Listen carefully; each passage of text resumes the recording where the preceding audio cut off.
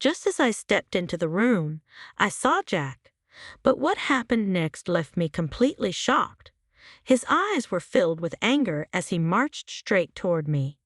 Before I could understand what was happening, he grabbed my hair and started dragging me across the floor. My heart was pounding, and every second felt like the ground was slipping away. Then, with one harsh shove, he pushed me out of the hotel door. Everything went black. My name is Helen. My first job after college was as an assistant at Smith and Jacobs law firm in Hartford. It was always busy there, phones ringing nonstop. I loved the fast-paced environment. It kept me on my toes while I was still learning. That's when I met Jack. He worked in the purchasing department, which was close to the legal offices. One day, I noticed him arguing on the phone about a delayed shipment. After hanging up, he caught me watching and said, "Suppliers," rolling his eyes. "Rough day?" I asked with a smile. "Every day is a battlefield here," he replied. "You're new, huh?" "Yeah, I just started this week." "I'm Helen." "Jack." "Welcome to the madness. Don't let the chaos scare you off." Soon, we started having lunch together. Navigating the big cafeteria was easier with someone who knew the place. Jack was easy to talk to, had a quick sense of humor, and wasn't afraid to share his opinions.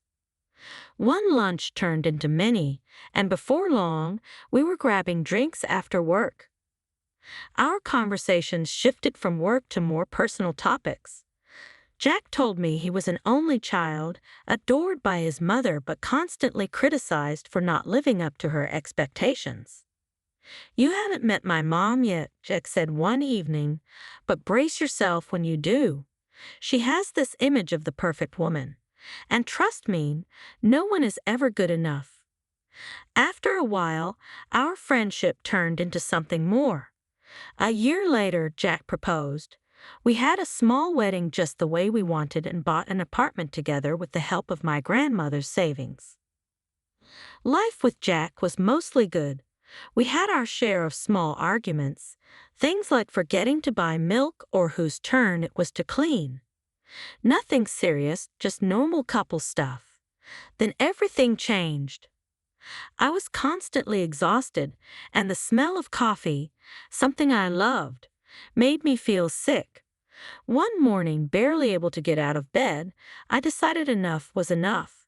I booked a doctor's appointment, thinking I might have the flu. Sitting in the waiting room, flipping through a magazine without actually reading it, I finally heard my name called. Dr. Scott, always straight to the point, asked me some questions, ran a few tests, and then said, "Well, Helen, congratulations are in order." "Pregnant?" I repeated, stunned. I repeated the words, feeling shocked. "Are you sure?" "Quite sure," Dr. Scott said with a kind smile, handing me the test results. "But you need to be careful. Your body is showing some warning signs. Nothing too serious, but you need rest and less stress." I nodded, though my mind was racing. Pregnant? How would Jack take the news? I couldn't tell him over the phone. This was something we needed to talk about face to face. When I got home that evening, I found Jack sitting on the couch, focused on his phone. My hands felt shaky as I said, "Jack, we need to talk." He looked up at me. "What's wrong?" "I went to the doctor today," I began. "We're going to have a baby." Jack's face changed, but it wasn't the happy reaction I had hoped for. "A baby, Helen? This isn't great timing. We haven't even traveled yet like we planned, and a baby is such a huge change." A pain hit my chest. "I know it's unexpected," I said softly, "but isn't it also kind of amazing? We're going to be parents." Jack ran his hands through his hair, something he always did when he was stressed. "I don't know, Helen. It's too much too soon." "Too soon for family?" I asked, my voice trembling. "No, that's not what I mean," he said quickly. "I just thought we'd have more time. More time for just us." The conversation went around in circles. Jack kept saying the timing was wrong, and I kept trying to focus on the positives. By the end of it, Jack shut down completely, leaving me feeling more alone than ever. What should have been a joyful moment was driving us apart. The next day at work, I went to see my boss, Mr. Bryan. I needed to make changes as per the doctor's advice. "Mr. Bryan," I said nervously, "I need to ask for something. I'm pregnant, and there are some complications. Could I work from home for a while?" I asked. Mr. Bryan, always more understanding than I gave him credit for, didn't hesitate. "Of course, Helen. We'll set up whatever you need. Take care of yourself and that little one." Hearing his support gave me a little hope. But when I told Jack about the work-from-home arrangement that evening, his reaction was cold. "So you're just going to be home all the time now?" he asked. "I thought you'd be happy," I said, trying to stay calm. "This will help me keep the stress down." "Helen, you're not listening," Jack snapped. "I told you it's too soon for all of this." I went to bed early that night, feeling the distance between us grow even wider. As I lay there in the dark, the reality of my situation hit me. This journey wasn't going to be easy. Every day, the air in our apartment felt heavier, like an invisible cloud hung over us. Even when the sun was shining outside, it didn't lift the weight. Jack seemed to drift further away, his affection fading fast. Little changes I made for the pregnancy irritated him, and he started saying he felt neglected, like my health and the baby's needs had pushed him aside. His mother, Mrs. Joyce, wasn't any better. One afternoon she called. Her voice was icy cold. "Helen, this child is not the right time. You should be focusing on supporting Jack, not dragging him into fatherhood," she said. I gripped the phone tighter, trying not to cry. "It's not like I planned this on my own, Mrs. Joyce. This is our child, not just mine." "There are options, you know," she replied sharply. "You're choosing the most selfish one." Her words cut deep. As if that wasn't hard enough, Jack's behavior kept changing. His usual cologne was sometimes masked by another scent, a sweet perfume I didn't recognize. The first time I noticed it, I convinced myself it must have been from the dry cleaner. But then it happened again and again. He started staying out late, muttering about catching up on work. Weekends, once our time together, were suddenly filled with business trips. I tried to push the doubts away, but it was becoming impossible to ignore. One Thursday, when Jack mentioned yet another trip, I made a decision. I reached out to Kenneth, an old classmate who was now a detective. We met at a quiet cafe, somewhere we wouldn't be overheard. Kenneth slid a folder across the table. "I got what you asked for, Helen. Are you sure you want to see this?" I nodded, unable to speak, and opened the folder. The photos were clear. There was Jack with another woman. I recognized her immediately. She was a new hire at his office, someone he had mentioned in passing. "I'm sorry, Helen," Kenneth said softly. "There's video, too. It all adds up." My heart felt like it had dropped to my feet. "Thanks, Kenneth. I needed to know," I whispered. I went home feeling numb, holding the folder as if it weighed a ton. When I unlocked the door, it swung open, and there stood Mrs. Joyce, her face tight with disapproval. "I came to check on you," she said. "Jack told me he's worried about you." "I know about Jack," I said firmly, my voice steady despite the storm inside me. "He's not on a business trip. He's with someone else." Mrs. Joyce scoffed, her response quick and cutting. "You're driving him away? Always sick, always complaining, always needing something. What man wants that?" "That's no excuse for cheating," I said, my voice shaking with anger. I shot back, anger rising. "And do you think saying that will fix anything? Having his baby isn't about fixing things. How can you say no one in the family wants this child? This is our baby, not just mine." Her words hit me like a punch. "Only you want this child, Helen. No one else," she said coldly. "Get out," I said, my voice trembling. She threw her hands up and stormed out, slamming the door behind her. The silence that followed was crushing. I sat on the couch, feeling hollow and numb. Every second dragged on, the pain in my chest matching the heaviness in my heart. But as I sat there, a decision settled over me. I had to face Jack and see the truth with my own eyes. Kenneth had already given me all the details I needed. The Grand View Hotel, room 786. His voice had been calm, but heavy with reluctance. My hands shook as I parked the car and walked into the hotel lobby. My stomach twisted into knots. I stepped into the elevator, my heart pounding louder with each passing floor. When the doors opened, the brightly lit hallway felt wrong, too cheerful for what I was about to face. Room 786 was just ahead. As I got closer, I heard laughter and the sound of glasses clinking. My hand trembled as I knocked. "Room service must be here with champagne." A woman's carefree voice called out from inside. The seconds stretched endlessly before the door finally opened. Jack stood there, his face shifting from excitement to shock in an instant. "Helen, what? How did you find me?" "I know everything, Jack," I said, my voice steadier than I felt. Before he could respond, I pushed past him and stepped into the room. The sight in front of me hit like a slap. There she was, his mistress, half-dressed and scrambling to cover herself as if modesty still mattered. Jack snapped out of his shock, and his face hardened. "Why are you here, Helen? To spy on me? To beg?" "No, Jack," I replied, forcing my voice to stay calm. "I'm here to see the truth." "The truth?" he scoffed, stepping closer. "Fine, here it is.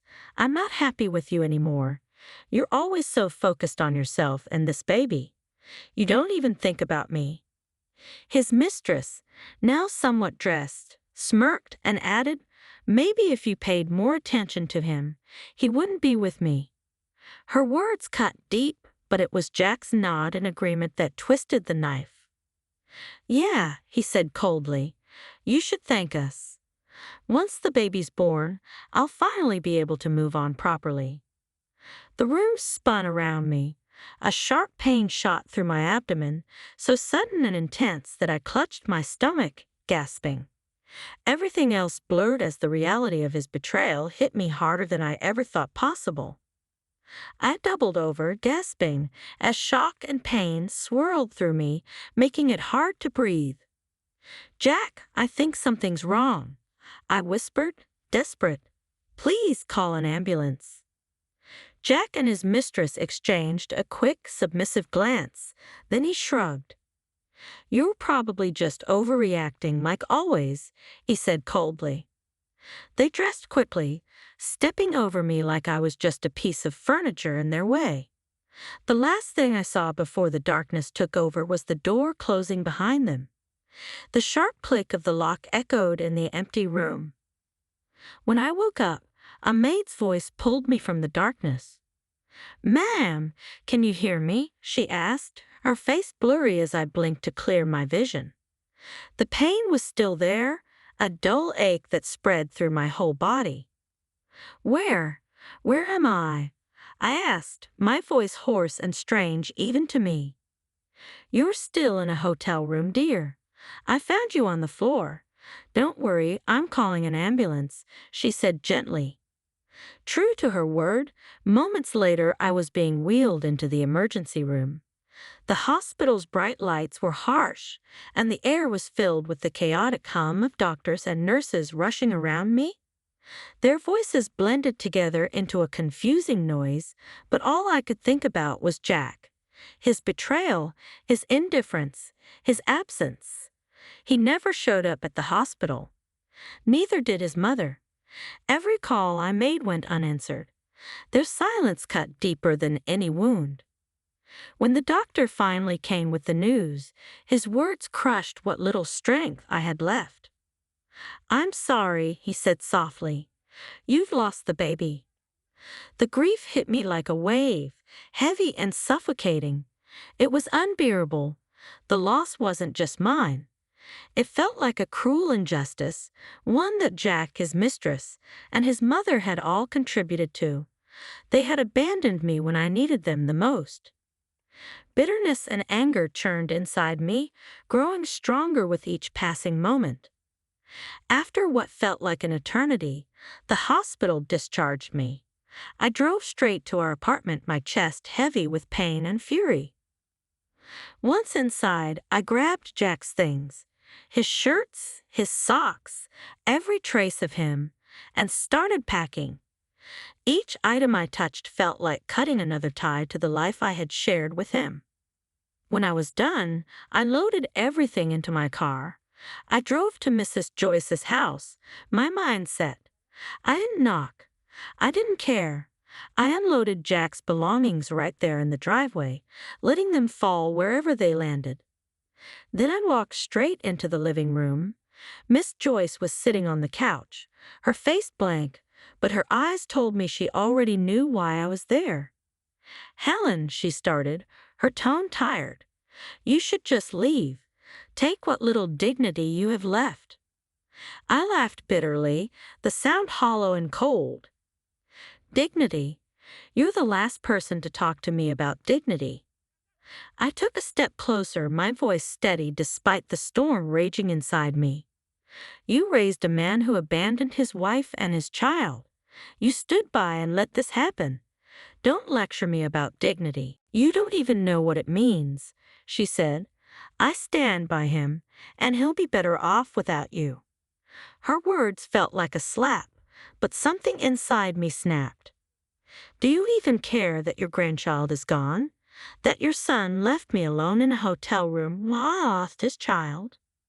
Her eyes flickered, refusing to meet mine. "It's a tough situation. It's done, Helen," she replied. I stepped closer, my voice low and steady. "How do you feel as a mother, knowing what happened? Knowing you stood by while your grandchild was lost?" She didn't answer. She just looked away, her composed mask cracking ever so slightly. "I will see your son in court," I said firmly.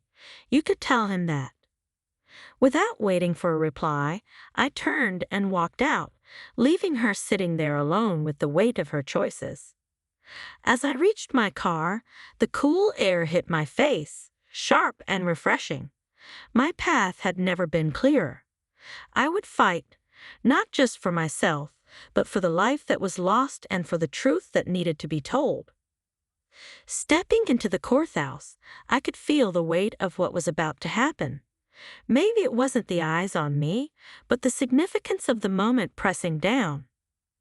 My best friend from college, Sophia, stood beside me. She had become a top lawyer, known for her sharp skills and fearless demeanor. When I told Sophia everything, she didn't hesitate. "I've got this, Helen, and don't worry about the fees. This one's on me," she said, her voice fierce and reassuring. We sat at our table, everything neatly arranged. Evidence, documents, every piece of truth I had. Across the room, Jack and his mistress looked smug. Their confidence radiated arrogance that churned my stomach. The proceedings began, and their lawyer immediately went on the attack. He painted me as a woman broken by grief, grasping at straws and making up wild stories.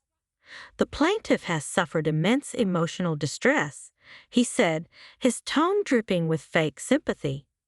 "But these accusations are baseless. There is no substantial evidence of any affair or wrongdoing by my client." When it was our turn, Sophia stood, her presence commanding the room.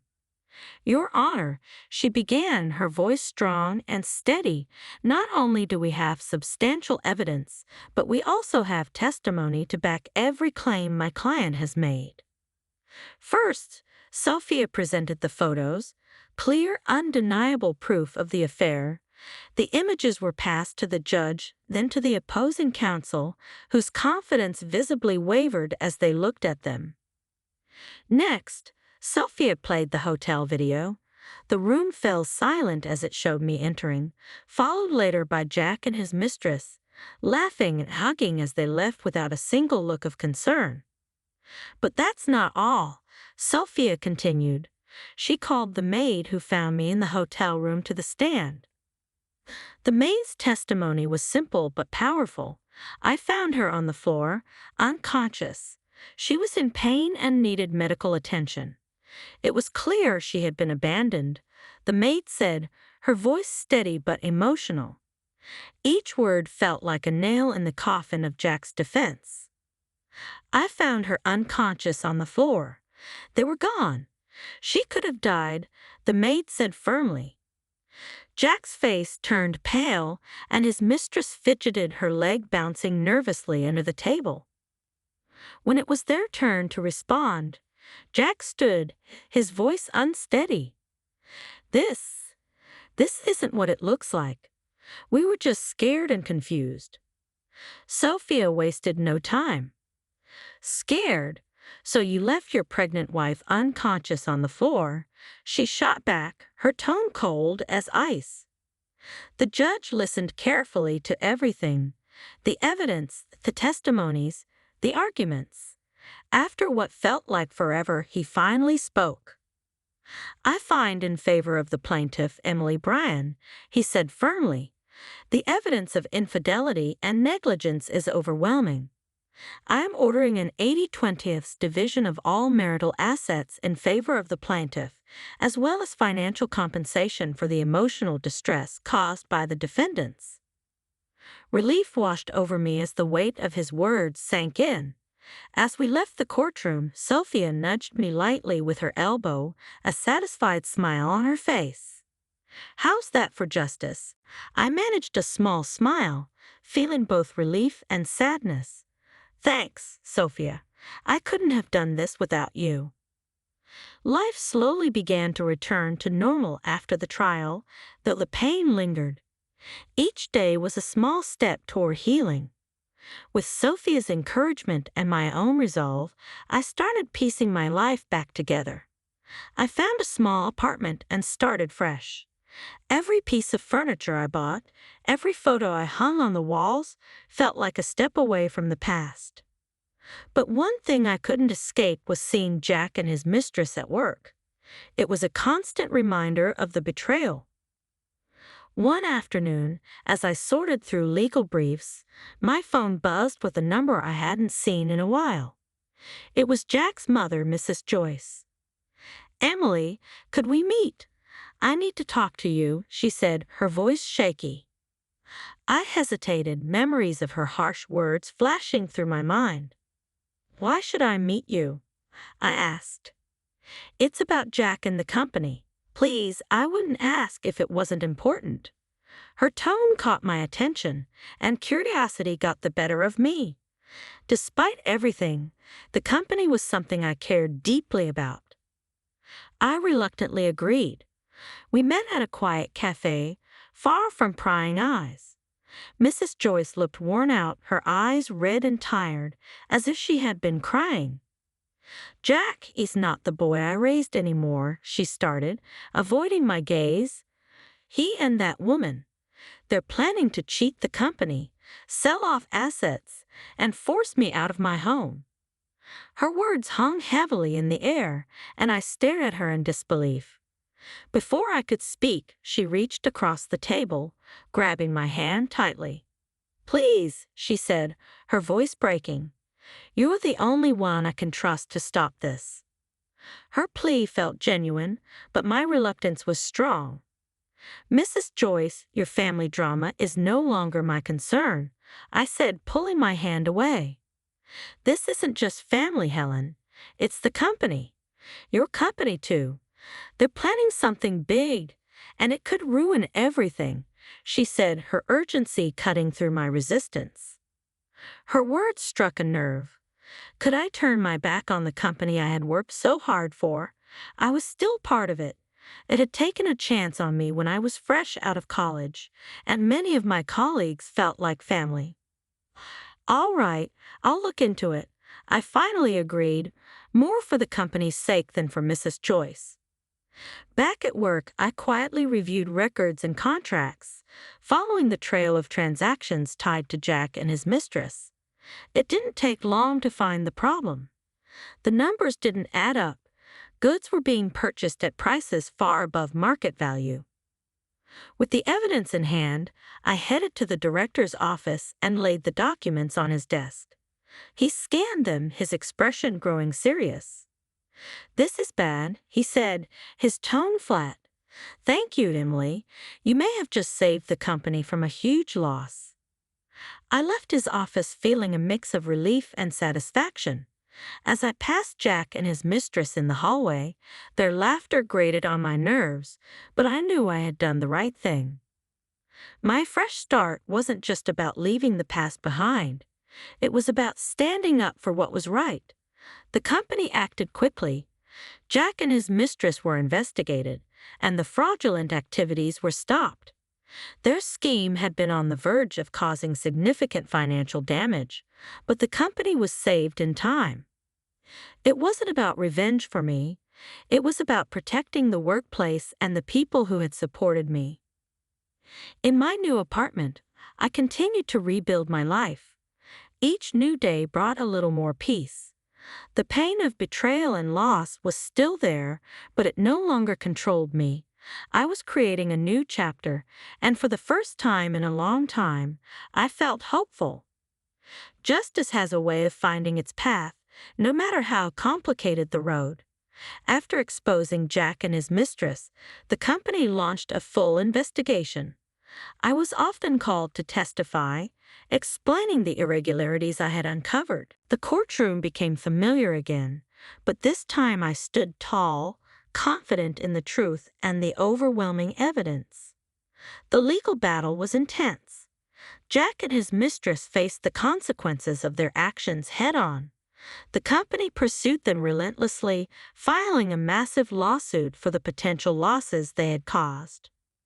The verdict was clear: guilty. The court's decision barred them from ever holding senior positions again. A fitting end for their betrayal. Amid the chaos, my career took an unexpected but welcome turn. The company recognized my efforts and promoted me to a senior legal position along with a generous raise. It felt like validation, not just for the work I had done, but for my determination to move forward. One quiet afternoon, as I sat in my new office, I reflected on how far I had come. The betrayal, the heartbreak, and the loss were all still part of my story, but they no longer defined me. I smiled to myself, feeling something I hadn't felt in a long time: peace. I was organizing files in my new office, a bright space with a view of the city skyline, when my phone rang. The number on the screen was one I hadn't seen in a while. It was Mrs. Joyce. "Helen, it's me," she said, her voice softer and more humble than I remembered. "I wanted to thank you for saving my home from being sold out from under me." Her gratitude sounded sincere, and despite everything, I felt a small pang of sympathy. "You're welcome. I just did what I thought was right," I replied. There was a pause, a moment of quiet before she added, "I was wrong about you, Helen. So very wrong. I used to think you didn't deserve my son, but I've come to realize it was he who didn't deserve you." Her words caught me off guard. They were honest and raw in a way I hadn't expected. "Thank you for saying that. It means more than you might know," I said, my voice steady but filled with emotion. "Could we meet?" she asked, her tone hopeful. "I'd like to apologize properly, face to face." I thought for a moment before answering. All right, Mrs. Joyce. Let's meet. We chose a quiet cafe, neutral ground for what I knew would be a serious conversation. As I sat across from her, I noticed how much she had changed. The prideful air she once carried was gone, replaced by a subdued and reflective demeanor. Helen, I'm sorry for everything, she began, her voice trembling. I was blinded by my own expectations, my own hopes for Jack. I nodded, letting her continue. I know it wasn't easy for you, and I made it harder, but now I see you were doing what was right, not just for yourself but for everyone involved. Her honesty took me by surprise, disarming the defenses I hadn't realized I was still holding. Thank you for apologizing, I said. It's taken a lot to get here, but I truly appreciate it. We talked for a while, sharing thoughts and feelings we had both buried for too long. By the end of our conversation, there was a sense of closure. While the past couldn't be undone, we found a mutual understanding and respect that had been missing before. As I left the cafe, I felt a weight lift off my shoulders.